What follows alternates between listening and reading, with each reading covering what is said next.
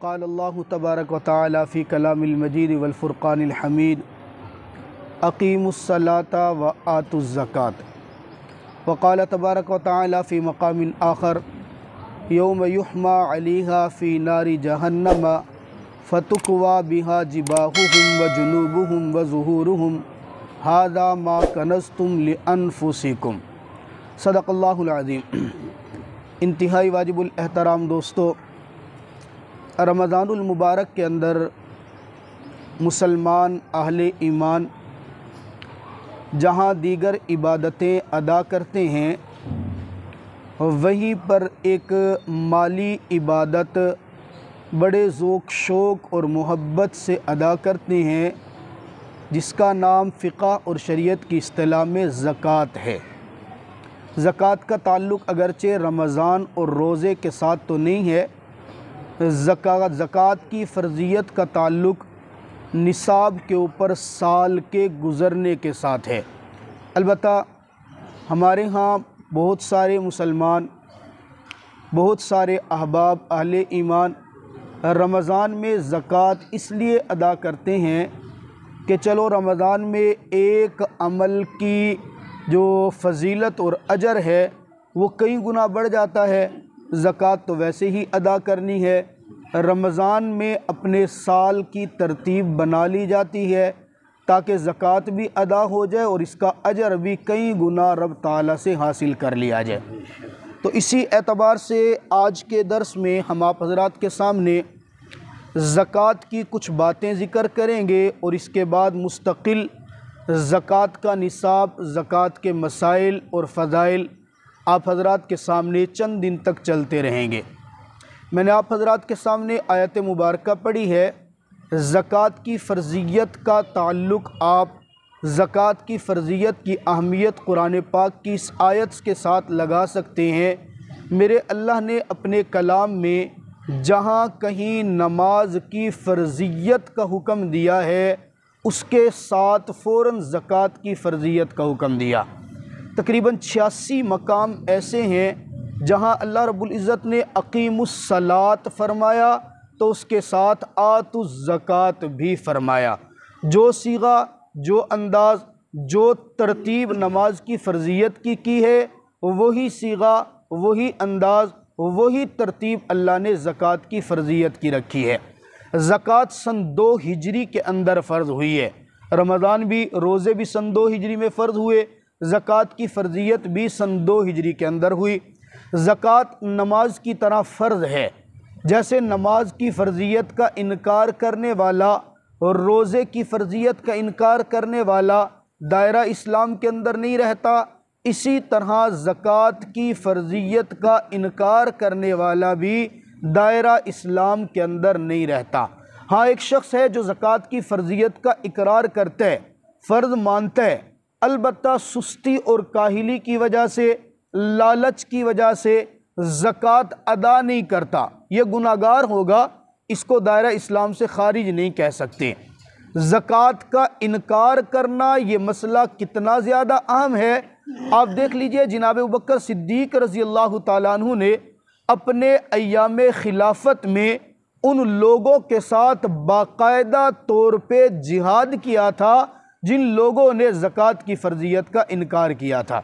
बहरहाल, जहाँ ज़कात अदा करना एक अपने ज़िम्मे से फ़र्ज़ अदा करना है, अल्लाह रब्बुल इज़्ज़त के हुक्म पर अमल करना है, वहीं पर ज़कात अदा करना, ज़कात की फ़र्ज़ियत का इकरार करना, इसके और बेशुमार फ़वाइद हैं।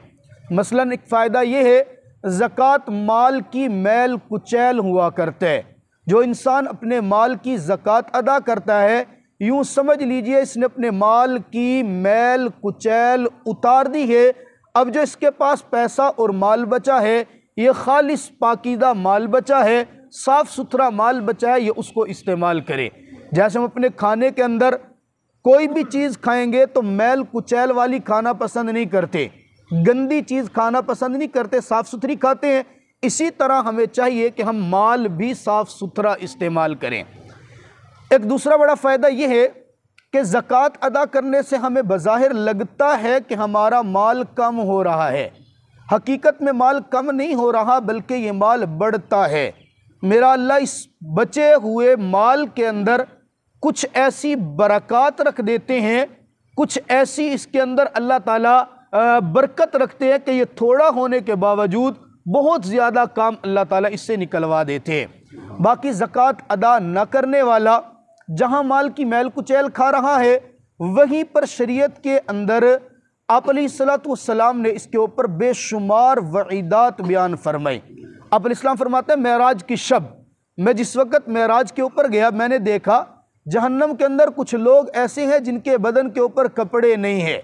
उनके आगे शर्मगाह की जगह और पीछे शर्मगाह की जगह कुछ चीथड़े लटके हुए हैं जिससे उन्होंने अपना बदन ढांपा हुआ है, बाकी पूरा बदन नंगा है और इनको अल्लाह की जानिब से अजाब हो रहा है। मैंने पूछा, जिब्रील ये कौन लोग हैं जिनको इस तरह अजाब दिया जा रहा है? तो जनाब जिब्रील अमीन ने फरमाया, या रसूलल्लाह, ये मुसलमान हैं जिनको मेरे अल्लाह ने माल तो दिया था लेकिन इन्होंने उस माल के अंदर से ज़कात अदा नहीं की।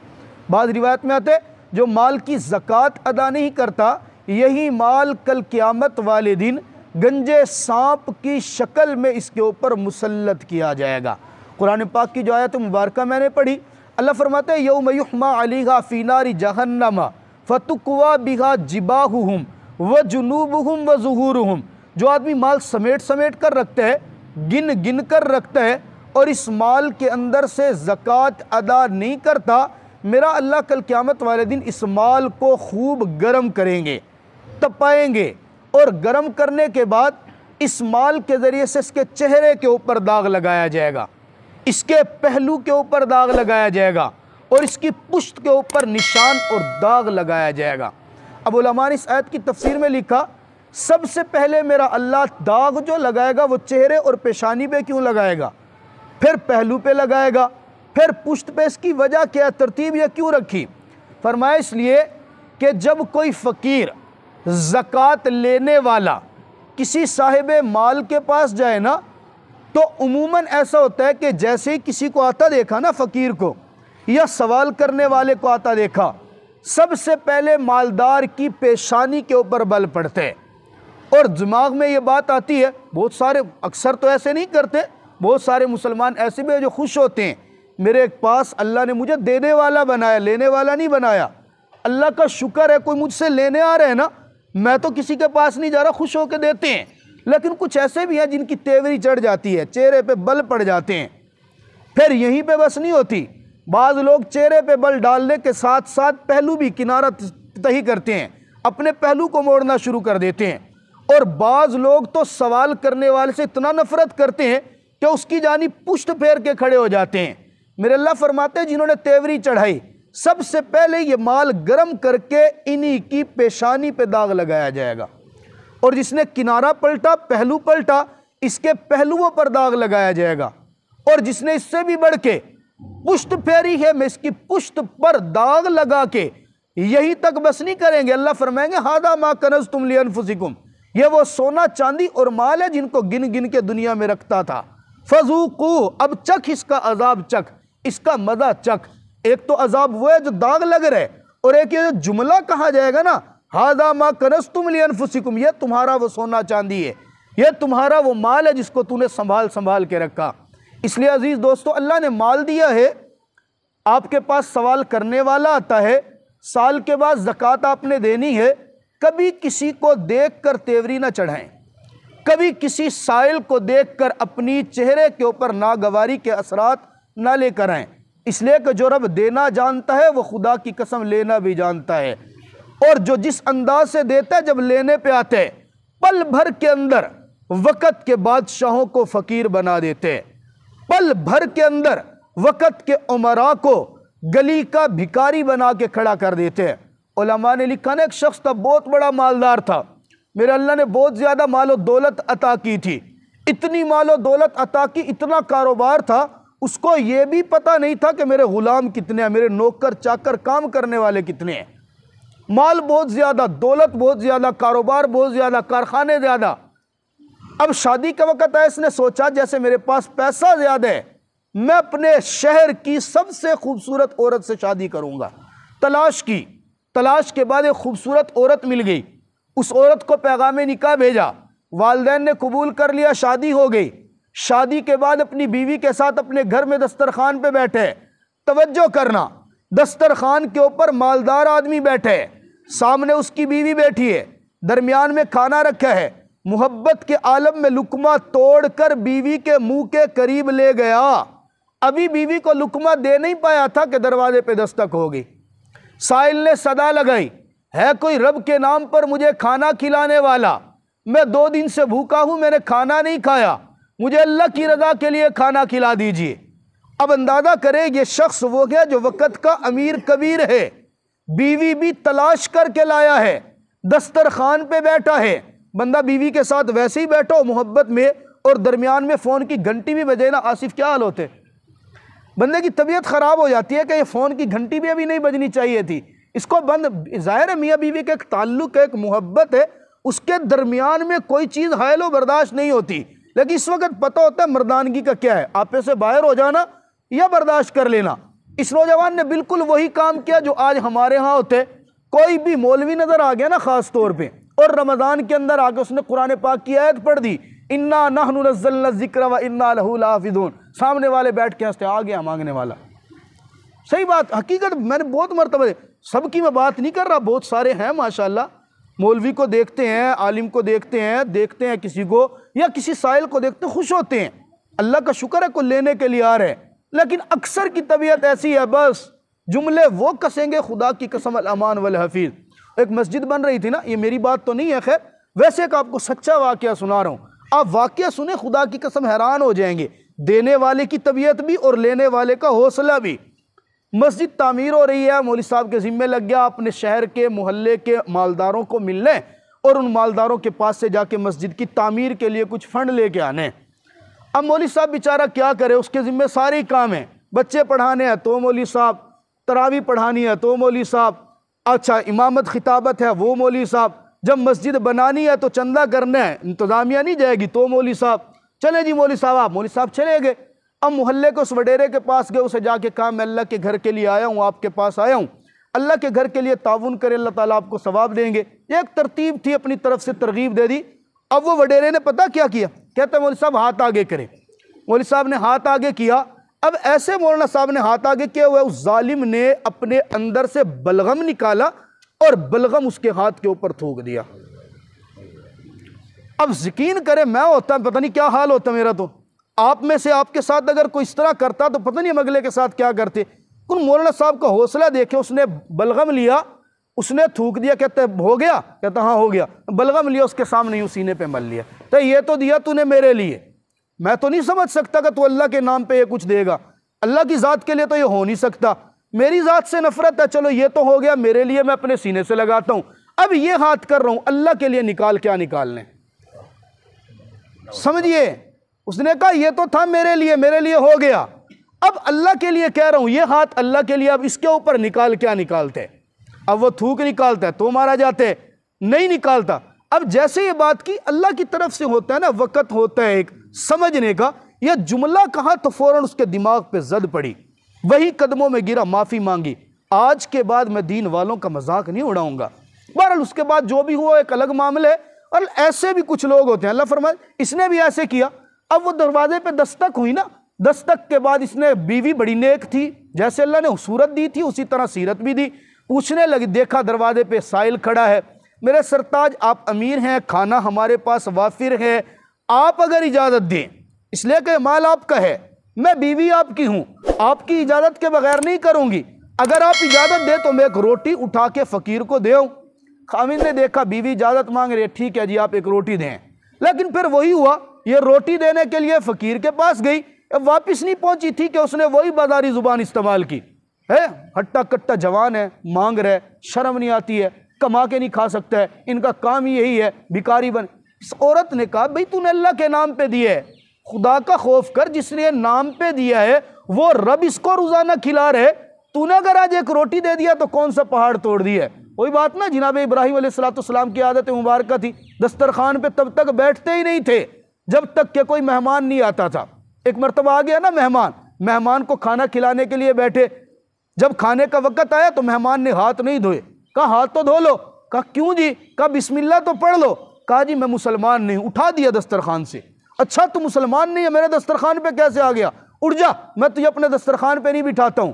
अल्लाह ने इताब किया अपने पैगंबर को, ऐ इब्राहिम मैं इस बूढ़े को 90 साल से खाना दे रहा हूं, ये मेरा नाम नहीं ले रहा, मुझ पर ईमान नहीं रखता, 90 साल से मैं इसको खिला रहा हूं, मैंने एक मरतबा भी दस्तरखान से नहीं उठाया, आज पहली मरतबा तेरे दस्तरखान पे आ गया, तू एक बार भी बर्दाश्त नहीं कर सका।